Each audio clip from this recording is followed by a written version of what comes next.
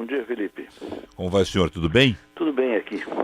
Bom, antes da gente começar a falar um pouco de economia, deixa eu lhe perguntar sobre questões políticas. O senhor, em uma entrevista em março desse ano, colocou fogo na política brasileira ao dizer que, de repente, viu um ódio coletivo da classe alta, dos ricos, contra um partido e uma presidente. Não era preocupação ou medo, era ódio.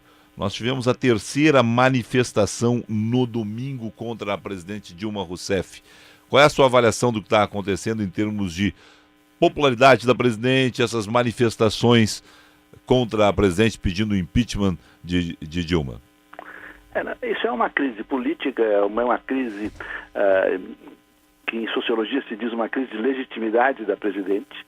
Quer dizer, ela perdeu apoio na sociedade, a sua popularidade, nós sabemos, está em 8%, que é uma coisa muito baixa. Agora, o que é uma coisa má, não é bom para um país ter um presidente com essa popularidade tão baixa, com essa falta de apoio tão... Aí me dizem, não, mas isso é culpa dela. Aí é que a coisa torna-se uma coisa profundamente, de um lado emocional e de outro lado ideológica. Quer dizer, claro que ela não é a mais brilhante das nossas presidentes, mas é uma mulher séria que faz o trabalho que ela pode fazer. Quer dizer, quando se viu diante de uma crise econômica muito grande, da qual dizem, ela é a culpada total. Isso é uma enorme tolice. Ela tem culpa porque ela errou especialmente no último ano do governo dela, do primeiro governo dela, quando ampliou enormemente as despesas do Estado. Esse foi o grande erro dela. Ela resolveu fazer uma política industrial, né, de desoneração para ver se conseguia fazer a economia crescer, né, e gastou muito dinheiro, se desmoralizou ao gastar muito dinheiro e não conseguiu o resultado, o que era compreensível, era um erro que ela estava cometendo. Para isso não justifica o que está acontecendo. Quer dizer, mas existe o problema o problema muito sério do petrolão, do escândalo da Petrobras. Ela não tem nada a ver com isso. Mas ela é do PT. Sim, o PT é culpado. Né? O PT é culpado porque cometeu um erro muito grave, a meu ver. Né? Eles não podiam ter participado do processo e, no meu entender, está muito claro, participou. Né? Agora, alguns dos seus dirigentes que se envolveram nisso, especialmente o Zé Dirceu, estão sendo devidamente punidos. Né? Quer dizer, aí nós vemos o que está acontecendo com o Estado brasileiro. Né? O Estado brasileiro está em profunda crise? Não.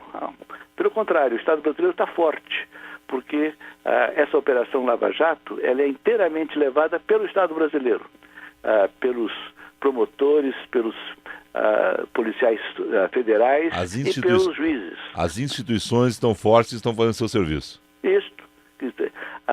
Então, não temos uma crise institucional, temos uma crise política que está sendo exagerada por esse problema emocional que é um ódio, né, do PT e especialmente da presidente, que não tem nada a ver com isso.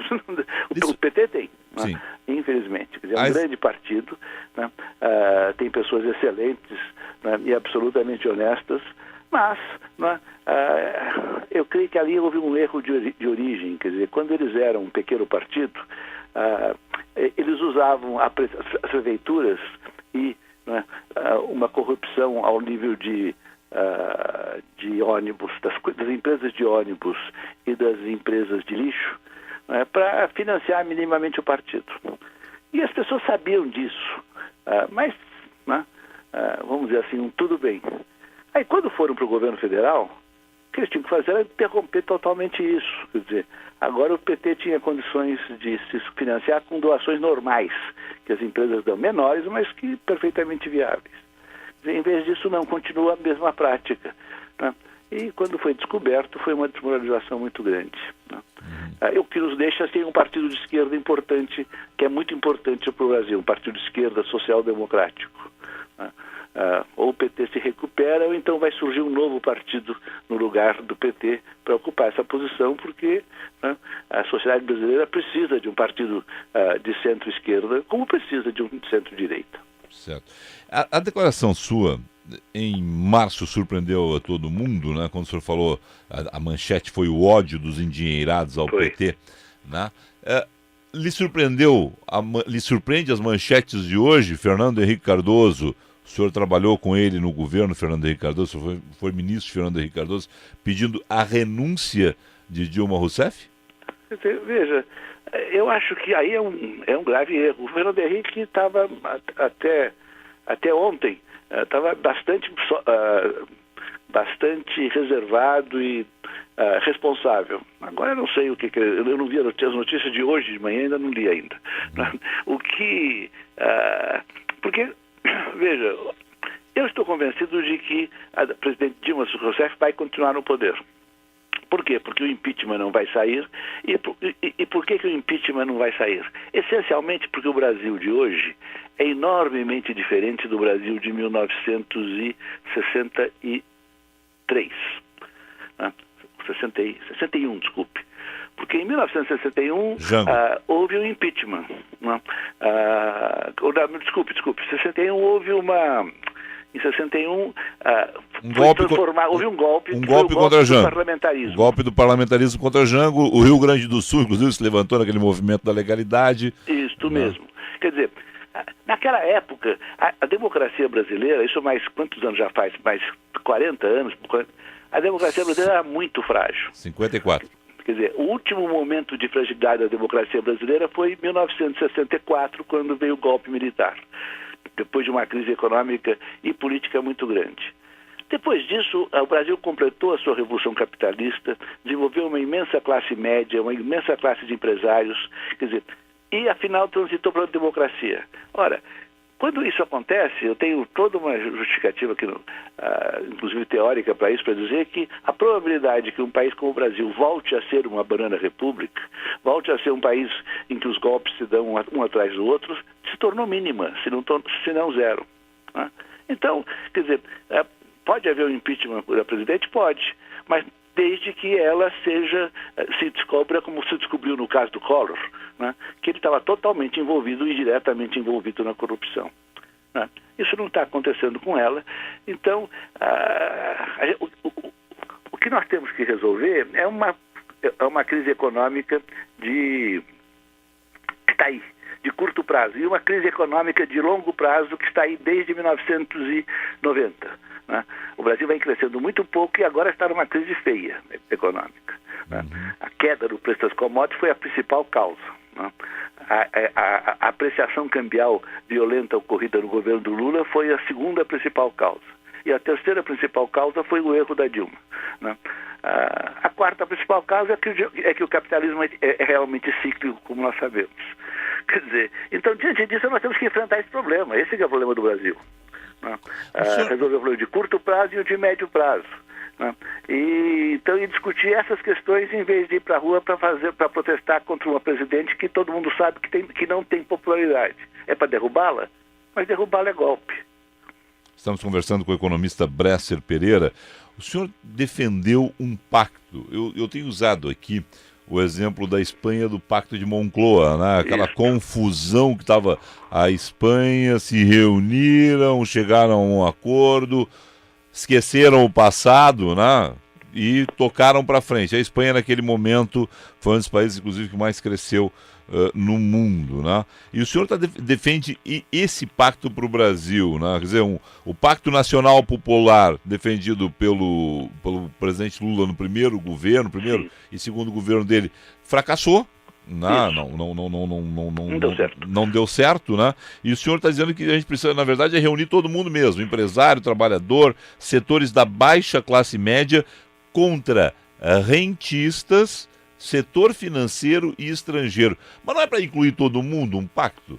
Então, é muito boa a sua pergunta, porque uma sociedade funciona bem quando existe um pacto social geral, ou um contrato social, como dizem os filósofos políticos. Perfeito. Quer dizer, esse contrato é o que dá legitimidade as leis e, portanto, dá legitimidade ao Estado e, portanto, faz com que todo o sistema econômico, inclusive o mercado, funcione.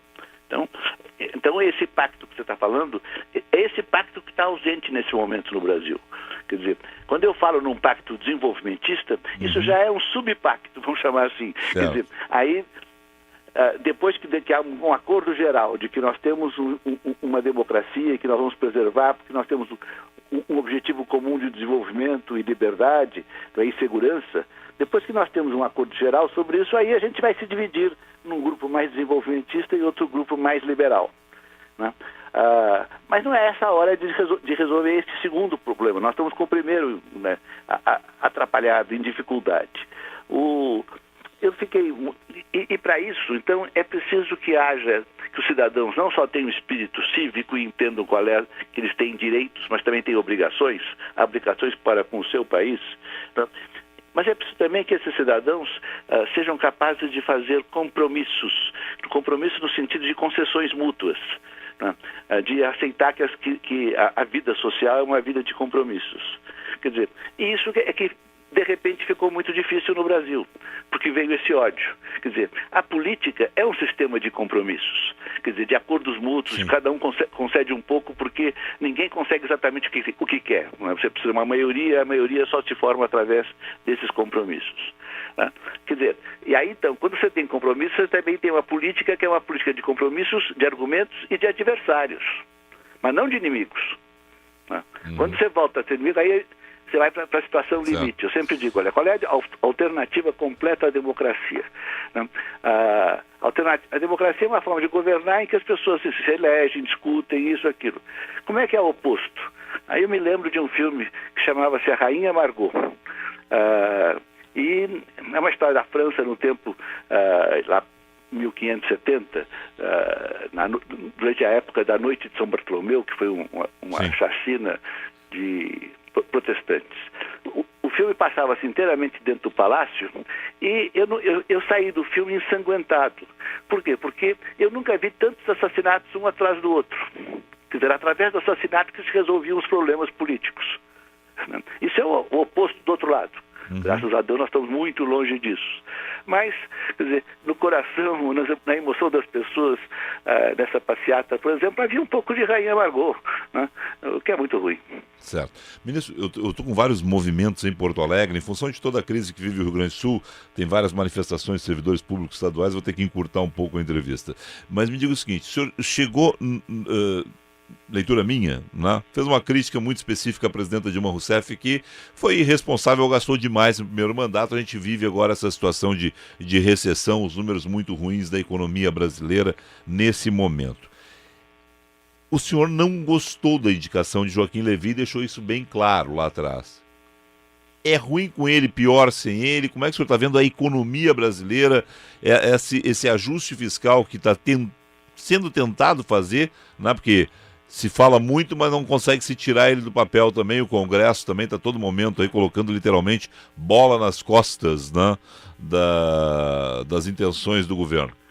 Veja, eu acho que a presidente fez o correto em escolher o Joaquim Levy. O Joaquim Levy é um economista, digamos, ortodoxo, e eu sou um economista heterodoxo. Eu sou um keynesiano desenvolvimentista, ele é um neoclássico. Mas, quer dizer, a crise era muito grande, a crise tinha sido da incompetência dos desenvolvimentistas em administrar o país, como já os liberais já tiveram outras vezes, também foram muito incompetentes, mas agora foi a vez dos desenvolvimentistas. Então a presidente, numa situação de crise econômica e de perda de confiança da sociedade, especialmente dos empresários, chamou o Levy. E acho que fez bem, e acho que o Levy está fazendo o trabalho bem feito, aquilo que ele pode, né? Fazer um ajuste fiscal é sempre muito difícil, porque a estrutura do orçamento brasileiro é muito rígida, toda cheia de vinculações. Quer dizer, há um outro economista excelente que está ao lado do Levy, que é o Nelson Barbosa. Quer dizer, então na área econômica, o grave problema que existe não é no Ministério da Fazenda, quer dizer, é no Banco Central. Porque o Banco Central está se aproveitando da sua relativa independência para descontar. O que quer dizer isso? Quer dizer, em 2011, quando a presidente estava muito forte e tal, a presidente convenceu o Banco Central a baixar fortemente os juros. E o Banco Central baixou. Mas aí, ao mesmo tempo, o Banco Central esperava que a presidente fizesse um forte ajuste fiscal. Ela não fez. Aí o pessoal do Banco Central ficou desmoralizado perante o mercado financeiro. Agora, quando a inflação voltou mais forte, está aí, e a presidente estava muito fraca, o Banco Central aproveitou para fazer um aumento de juros absolutamente inaceitável. Porque a inflação está alta, mas nós já temos uma recessão muito forte. Se nós temos essa recessão, não precisa mais recessão com o aumento de juros, que aumenta a despesa do Brasil. Quer dizer, nós estamos já gastamos adicionalmente neste ano, ao que estávamos aumentando, 50 bilhões de reais. Uhum. Quer dizer, toda a economia que o Levi e o Nelson Barbosa fazem está sendo comida pelo Banco Central por uma ortodoxia de revanche. Eu acho isso uma coisa muito triste. Bom, rapidamente, qual é a perspectiva do Brasil aí para o senhor em termos de economia? A gente atravessa 2015 de forma muito ruim, 2016 todo mundo está dando também já por um ano ruim. O senhor imagina que 2017... Eu estou mais esperançoso, Felipe, em relação a 2016, desde que o Banco Central cai em si. Porque há uma coisa boa em toda essa crise, que é a desvalorização do câmbio. E essa desvalorização do câmbio torna as empresas brasileiras industriais competitivas novamente. Quer dizer, se o governo conseguir segurar essa taxa de câmbio nesse nível, e se o Banco Central repensar o problema e começar a baixar seus juros, eu acho que a economia pode começar a recuperar-se devagarzinho, mas sim recuperar-se em 2016. Porque, quer dizer, essas crises agudas como a nossa nunca são eternas. Elas podem durar um ano, podem durar 2. Eu espero que dure 1. Tá certo, nós também. Também. Obrigado ao senhor. Como é que está a venda do livro, em Construção Política do Brasil, que foi lançado esse ano? Quer dizer, saiu a segunda edição, fazia muito tempo que eu não tinha um livro tão bem sucedido quanto esse. Acho que as pessoas estão gostando. É a qualidade do livro. Muito Ministro, obrigado. Obrigado ao senhor, excelente dia de trabalho. Obrigado.